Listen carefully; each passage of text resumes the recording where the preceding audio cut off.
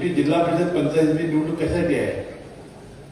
प्राथमिक शिक्षण दर्जेदार करण्याची जबाबदारी आपली आहे. आपलं आरोग्य उत्तम असलं पाहिजे, पाणी स्वच्छ असलं पाहिजे, भरपूर मिळालं पाहिजे, बदलून घन कचऱ्याचा प्रश्न संपवला पाहिजे. राजेसाहेबांनी सांगितलं असं की बाई जाहीरनामा घेऊन आम्ही आपल्यासमोर येणार आहोत. आता तालुक्याचा जाहीरनामा करायचा असल्यामुळे थोडा वेळ लागतोय. तो त्या सगळ्या गोष्टी ही जबाबदारी आहे या पंचायत समिती जिल्हा परिषद सदस्यांची. या मूलभूत सेवा आहेत. रस्ते गटर्स हे करणार आहे. रस्ता केला की 5 वर्षांना तो उकडणार आहे, पुन्हा रस्ता करायला लागणार आहे. पाण्याची योजना केली, गाव विस्तारले की नंतर पाण्याची नळ बदलावी लागतील, पाण्याच्या टाक्या बनवाव्या लागतील. म्हणजे विकास हा निरंतर प्रक्रिया आहे. परंतु माणसाचा विकास ही एकमेव अशी प्रक्रिया आहे की ती फक्त कष्टानं हे साध्य होते. आपल्याला माहिती आहे की आपण जी संधी आपण दिलीत त्यामध्ये संजय गांधी निराधार योजनेचा आपण लाभ देण्याचा प्रयत्न लोकांना केला. विधवा भगिनीसाठी आपण कायदा आणला, परित्यक्त्या भगिनीसाठी आपण कायदा आणला. 65 वर्षाची जी आई वडील म्हातारी माणसं आहेत, जी मगाशी सिद्धतीमध्ये कैलास जोशी, गणपती नाना पाटील कॉम्रेड होते. 109व्या वर्षी त्यांचं निधन झालं. कितीव्या वर्षी? 109व्या वर्षी. मला सांगा, 109 वर्ष ते जगले. कधी जुन्या माणसाला माहिती असेल, कॉम्रेड संग्राम पाटील हे लाल निशाण पक्षाचे नेते होते. जीवनराव सावंत, वसंतराव सावंत, डॉक्टर आपले वंदुचे रणदिवे बंधू मिळून किती मोर्चे काढत होते. भाकऱ्या बांधून आणत त्यात ते गणपती नाना पाटील. मी हे कशासाठी सांभाळलोय महिलांना, तुम्ही ऐका. 109 वर्षांनी ते मृत्यू झाले, दूध त्याचा अंत झाला. तर त्यांची सेवा त्यांच्या सुनेनं आता ते उमेदवार राहिलेले आहे. कशी करावी? आजच्या बायका करतात सासूसाच्या सेवा. नर्स ठेव, कुठे काय ठेव, ती बाई स्वतः स्वच्छता ठेवणं, त्या म्हाताऱ्या सासऱ्याची सेवा करणं आणि रोज भाकरी कुस्करून करून स्वतः चालणं, मला वाटतं जगातली सर्वात एक महान सून असली होती. त्याशिवाय 100 वर्ष माणूस जगून स्वच्छता कशी जाईल? म्हणून मी आता मगाशी सांगितलं की अतिशय उत्कृष्ट काम.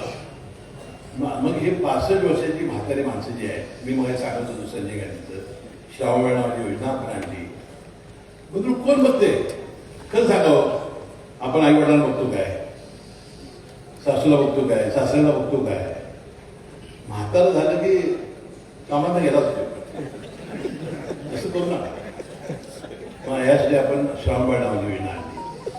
आपण त्या बिचाराचा काय दोष आहे? परमेश्वरानं अवकृपा केली. त्याला आपण पाठवलं, डोळं नाही, हात नाही, पाय नाही, मतिमंद. काय बिचाराचा दोष आहे सांगा?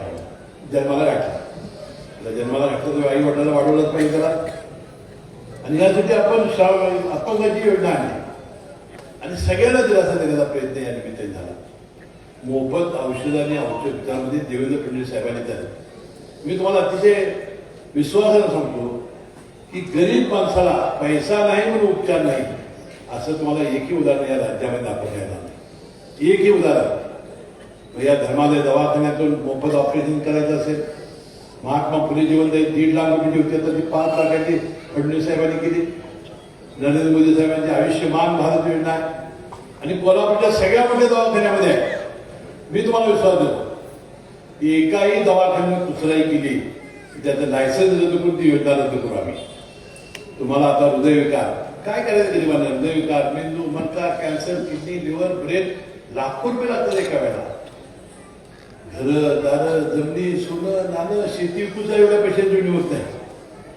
ते बघितलं असेल, अनेक माणसं तुम्ही वारला तर डॉक्टर बिल भरण्याशिवाय प्लेस सोडत. अनेक उदाहरणं बघितलं.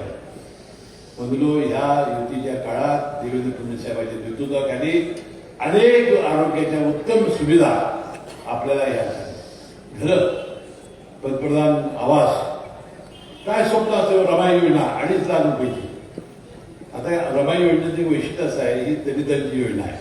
2.5 लाख रुपये देते मोदी साहेबांची, सुद्धा 2.5 लाखाची आहे. आणि हे लोक कोण आहेत? हे कोण गौंडी आहे, कोण सेंट्रिंगवाला आहे, स्वतः पैसे घालतो. त्यानंतर स्वतः कष्ट करतो, घाम गाळतो, रक्त गाळतो आणि एक टुमदार घर बांधतो आपले पैसे घालून.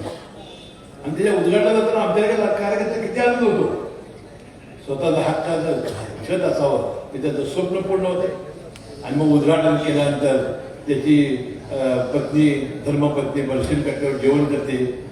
तो नवरा डायनिंग टेबलवर बसून जेवायला आहे, मुलं टी व्ही बघायला, अभ्यास करायला.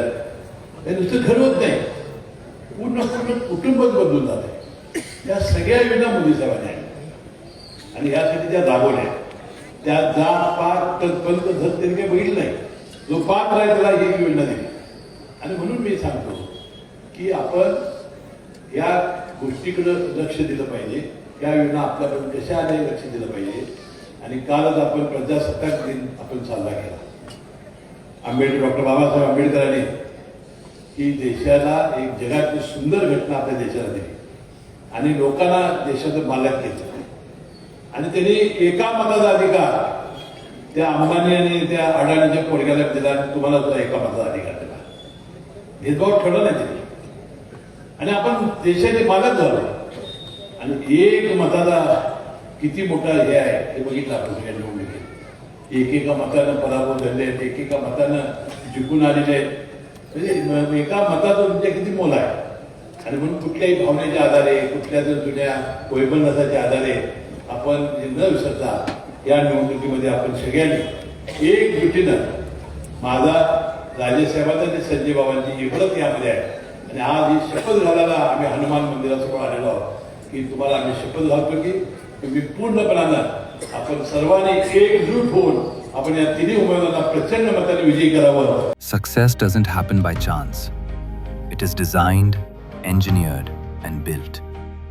The most successful, the most trusted, the most awaited real estate and construction showcase, presenting Dalan, organized by Credai Kolhapur, where iconic builders unveil landmark projects, where innovation meets elegance, where the future of living takes shape, from steel to structure, from interiors to inspiration, from homes to lifestyles. Dalan, 30th January to 2nd February 2026, Mahasainik Darbar Lawn, Kolhapur.